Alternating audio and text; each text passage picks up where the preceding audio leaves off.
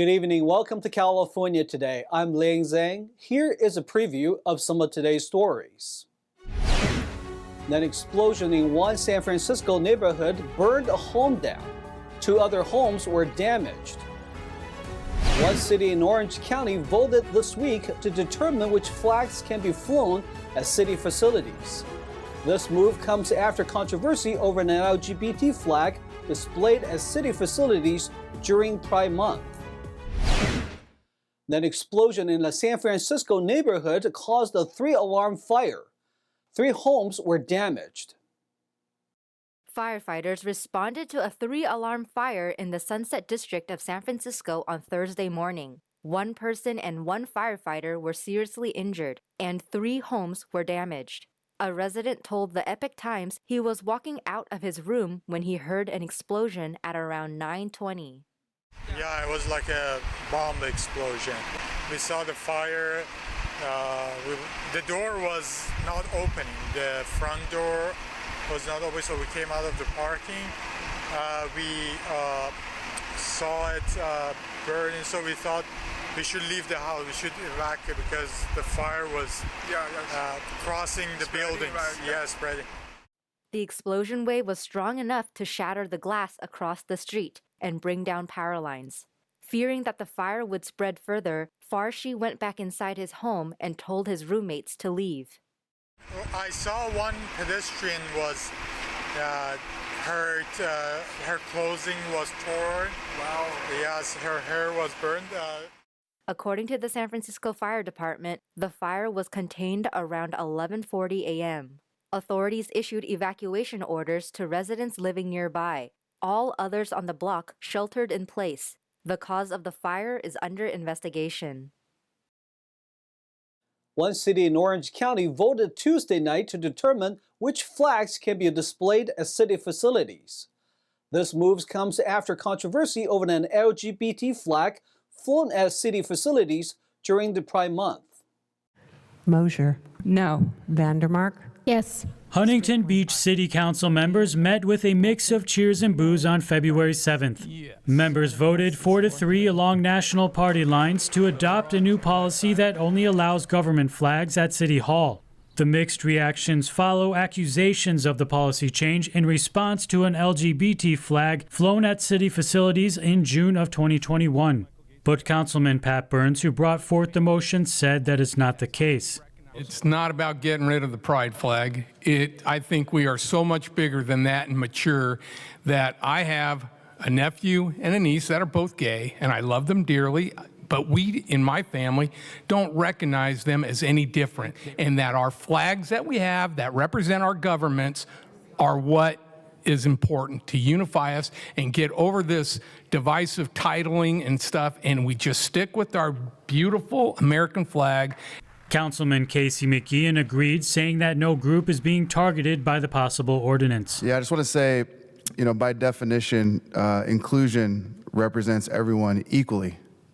As an American, a resident of California, a resident of Orange County, a resident of Huntington Beach, and any other flag listed on this agenda item does not represent every resident equally. It's as simple as that. But 3 city council members who oppose the policy change say it sends the wrong message. We already have the ability to fly these flags, and I think it just comes down to, if you don't want to fly the pride flag, just make a motion tonight to change, and by fiat, because our board, any minute action we take becomes officially a resolution to eliminate the resolution that the previous council to fly the pride flag and keep the existing framework in place. During the meeting, public commenters gave their perspectives on the issue. Some say they feel the change targets the LGBT flag. It is more important than ever that our elected leaders make clear that all are welcome and cherished. Voting to end the flying of the pride flag during Pride Month would send the wrong message. But other commenters say city buildings should only fly city flags and the American flag, and it's not the government's job to weigh in on social issues. Flags flying outside City Hall should tend to unite us, not divide us. There is no NRA flag, no Israeli flag, no Christian flag outside of City Hall. Similarly, there should be no flags endorsing or celebrating any particular race, creed, or gender preference. To compel people to genuflect before values that are not their own isn't equity, it's tyranny. Whether or not these new rules are officially adopted depends on the council's next vote on February 21st. Natural disasters can happen at any time, which means people need to be prepared ahead of time. NTD's Jackie Reels spoke to Los Angeles County's Emergency Management Department to hear more about how to best prepare for earthquakes and other disasters. California is a state where several natural disasters can happen, from fire, floods, landslides, and earthquakes, to name a few. With the recent earthquake that just occurred in Turkey, Los Angeles sent a team of rescuers that included firefighters and doctors to help. We went to ask the Office of Emergency Management what one needs to prepare in case of an earthquake. Associate Director Emily Montanez said one of the functions of the office is planning, responding to, and preparing LA County for disasters before a disaster happens. This includes helping during the recovery process when one occurs. So post-storms, flooding, earthquake, we really work with our cities to capture the information on any damage that may have occurred, and working with all levels of government to get all of our communities back to normal. Montanez recommends people to prepare ahead of time, gather enough supplies, and have plans for several days. We don't know how immediate we can get help. It would, in a large area with 10 to 12 million people like LA County, there's really no way to measure the amount of time it's going to take for first responders and different organizations within government, nonprofits to come together. So it really depends on individuals to make sure that they're well prepared. Montanez said a great way to prepare is to have an emergency kit, and went on to demonstrate some of the most common supplies one should have. So we want to start with a pretty good sized backpack, something that's going to be durable, and if it needs to expand, to make sure that we can hold more items. That's always really beneficial.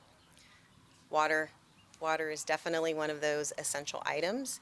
I would change it out after 6 months or a year just to make sure it's fresh. So if you've got bottles, make sure you're replenishing that. We've known since the pandemic, hand sanitizer.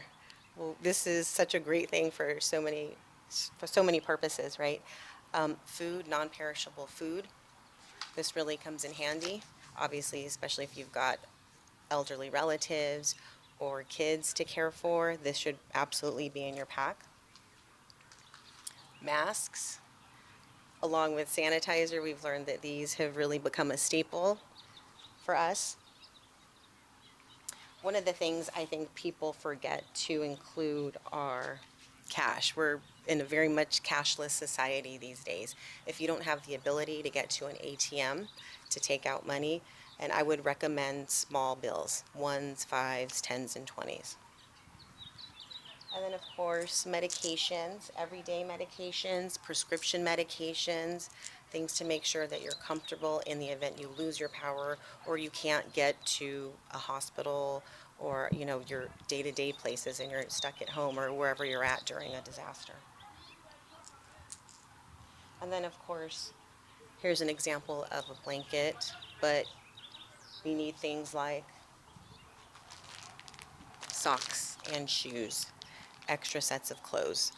Again, I've mentioned vital documents, copies of birth certificates, driver's licenses, marriage licenses, things like that. Those will really, really come in handy.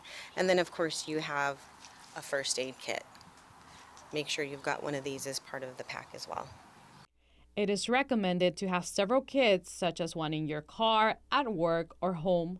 One is to also have a family plan or individual kit for each child, elderly relative, or any pets. Kits should include any medication, copies of vital records, documents, and social security cards. It is important to remember that one's planning can vary depending on individual circumstances. Montanez also explained what one should not try to do when a disaster strikes. Panic. Try not to panic. Remain calm. Know where you're at. Be aware of your surroundings and know that the better prepared you are, the safer you're going to be. Part of your preparedness plan should really be knowing where all of those shutoff valves are, whether it's for water, gas, or any utility. Know where that's at.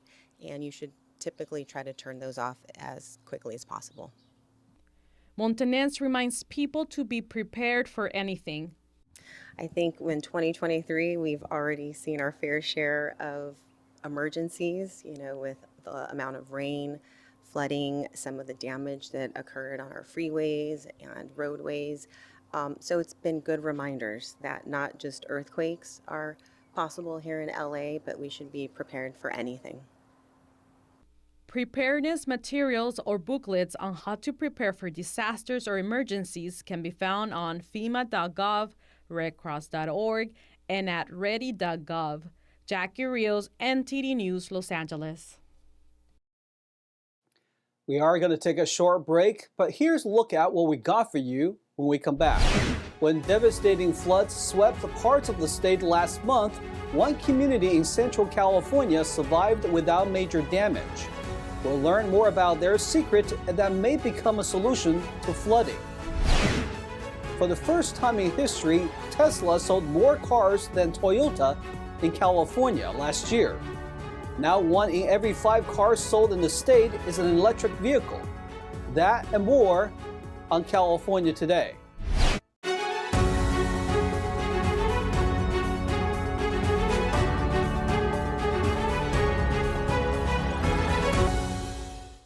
Welcome back to California Today. I'm your host, Ling Zhang.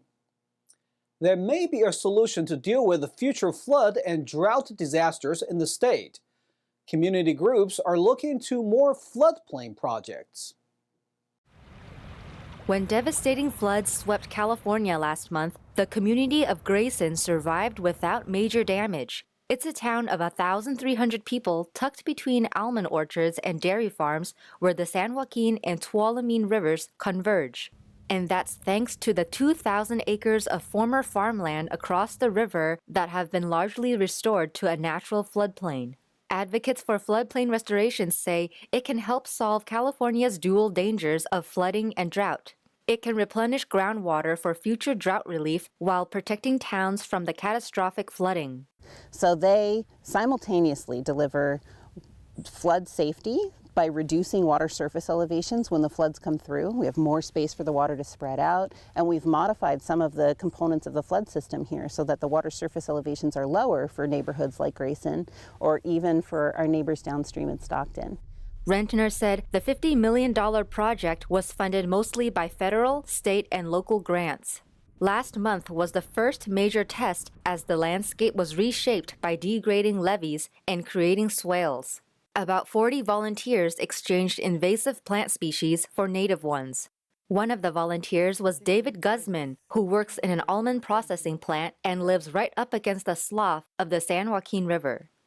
It means a whole lot to me because it doesn't flood out no more like it used to. You know, with these floodplains that they got back here, that they made, all the water goes down there now, and it's not coming up to the town no more. It stays level to the top of this levee here, almost. Just last year, Guzman and his neighbors had to evacuate as wildfire tore through the dried-out slough. Well, it was a community effort. We went out there and planted. There must have been 40 or 50 of us, and we went out there and planted a good-sized area out there with natural grasses and bushes and what have you out there. And it was people were laughing, having a good time, and feeling like, you know, they were being a part of something new out here. The challenges posed by the extremes reminded Rentner that when managing drought, the state must not forget about floods either. You know, as of the end of 2022, everybody was in drought relief mindset, right? We've got a crisis where wells, hundreds and thousands of wells have gone dry. People are without drinking water. Farms are without water to keep their businesses up and running. It's very disruptive. And, you know, the state is continues to take amazing steps towards trying to rectify that problem and respond to that emergency. But then what the storms of January showed us is that the state also has this backlog of flood safety issues that only come up as a priority once the disaster has already happened. In Stockton, one group has identified a spot that would make for a perfect floodplain restoration project. There are 17,000 homes behind us that were redlined into floodplain housing 40, 50, 60 years ago. this levee is inadequate, and levees alone aren't going to do the trick. We want to invest in levees throughout the system, but if for major arc storms, we have to have floodplains where we can have water spillover so that we take the pressure off levees and save people's lives. It is impossible to determine for certain that the floodplain saved Grayson, but experts say floodplain restoration can help spare adjacent towns, and they envision a day when a proliferation of projects will prevent wider flooding throughout the state. Despite in California, 2 Tesla models are topping the list of cars sold in 2022. Toyota still remains strong, coming in second place. According to the California New Car Dealers Association, Tesla's Model Y and Model 3 electric vehicles were the top sellers in California last year. It outsold Toyota's RAV4 and Camry models. It is the first time a Tesla model topped the annual sales list in California, a major vehicle market where 1 in 5 cars is electric. Last year, the Texas-based company sold over 87,000 Model Y electric sport utility vehicles and nearly 79,000 Model 3 electric sedans. Toyota sold nearly 60,000 of its RAV4 SUV and nearly 56,000 of its Camry sedans. In 2021, the Camry was the top seller in California, followed by the Model Y, Honda Civic, RAV4, and Model 3. Toyota retained its top spot in the state for vehicle brands, with a market share of 17.3% in 2022, followed by Tesla at 11.2%. The report noted that California has a much larger appetite for Tesla's vehicles than the nationwide average, which accounts for only 3.5% of the brand market share. Last year, zero-emission vehicles accounted for 19% of all cars sold in the state. It brought in 40% of all sales of electric vehicles, including hybrid vehicles in the United States. Now let's check in with NTD's Tyler Castile for today's Sports Roundup.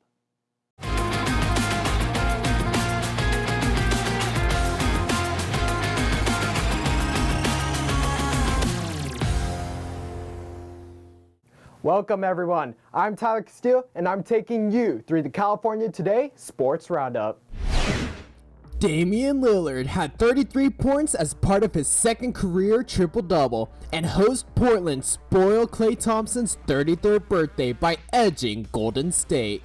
Jordan Poole had a game-high 38 points for the Warriors, including a three-pointer that put the visitors up to 114-110 with 5:48 to go. Golden State didn't score again until a Poole interior hoop with 46 seconds left, a stretch during which the Trailblazers scored 11 straight points to take a command with a 7-point lead. Thompson added a commanding 31 points. Lillard hit all 16 of his free throw attempts. He added 11 assists and 10 rebounds. Jeremiah Grant finished with 22 points, including a 3-point play that broke a 114 all-tie with 4:31 to give Portland the lead for good. De'Aaron Fox sank 3 free throws with 0.3 seconds remaining, and Sacramento completed a season sweep over host Houston. Fox dropped 31 points to accompany 11 assists and scored the final 7 points for the Kings, who trailed 128-123 with 1:17 left. Domantas Sabonis added 22 points and 9 rebounds for the Kings, while Malik Monk scored 17 off the bench. Jalen Green scored 41 points on 14 of 22 shooting, and Alperen Sengun scored 18 points to go with a career-high 11 assists and 9 rebounds for Houston. Martin added 15 points, all in the first half, and Jason Tate added 16 for the Rockets, who committed 13 of their 19 turnovers in the second half. Sacramento capitalized on Houston's mistakes and scored 27 points off those turnovers. Kings 130, Rockets 128. Kyrie Irving scored 24 points and dished out 5 assists in his Dallas Maverick debut, and Tim Hardaway Jr. added 19 points to power a 110-104 victory over the host Los Angeles Clippers on Wednesday. Irving, who was officially acquired from the Brooklyn Nets on Monday, was 9 of 17 from the field with this new team as he helped pick up the stack for an absent Luka Doncic, who missed his third consecutive game with a heel injury. The Mavericks have won 4 of their past 5 games as they await the debut of an Irving-Doncic duo, which could happen as early as Friday or Saturday when they play a pair of their road games against the Sacramento Kings. Norman Powell scored 24 points, and Terrence Mann added 21 for the Clippers, who lost in their return home. Los Angeles just completed a 4-2 road trip. Clippers 110, Mavericks 104. The NBA's trade deadline arrived Thursday with the announcement of various blockbuster deals. After just 2 seasons with the Lakers, Russell Westbrook has been traded to the Utah Jazz as part of a 3-way deal between the Los Angeles Lakers and Minnesota Timberwolves. Thanks to the agreement, point guard D'Angelo Russell has also found his way back to Los Angeles. Russell had been drafted with the 2nd overall pick in the 2015 NBA draft by the Los Angeles Lakers. The former Ohio State Buckeye averaged 14.3 points and 4 assists in his 2 seasons donning the purple and gold before being traded in 2017, alongside Timofey Mozgov to the Brooklyn Nets in exchange for Kyle Kuzma and Brook Lopez. Hours later, the Lakers grabbed another big man when they acquired Mo Bamba from the Orlando Magic in exchange for Patrick Beverley, a 2nd-round pick, and cash considerations. The former Texas Longhorn was drafted 6th overall by the Orlando Magic in the 2018 NBA Draft. In his 5 seasons for the club, Mo Bamba averaged 7.7 points and 5.8 rebounds. The Lakers currently sit in the 13th spot in the Western Conference and hope to make a late playoff push with their newly acquired signings. And thank you for tuning in for the Sports Roundup for today. That's all we've got for you tonight. We'd like you to join us again on California Today every weekday at 8:30 p.m. Make sure to check out our broadcasts on our California Today webpage. You can find it at ntd.com/California-today. You can also find all of our top latest clips there, ready to share with friends and family. Send us a message on Twitter, Facebook, or Instagram, or through our email, california.today@ntd.com. I'm Ling Zhang. Have a wonderful evening.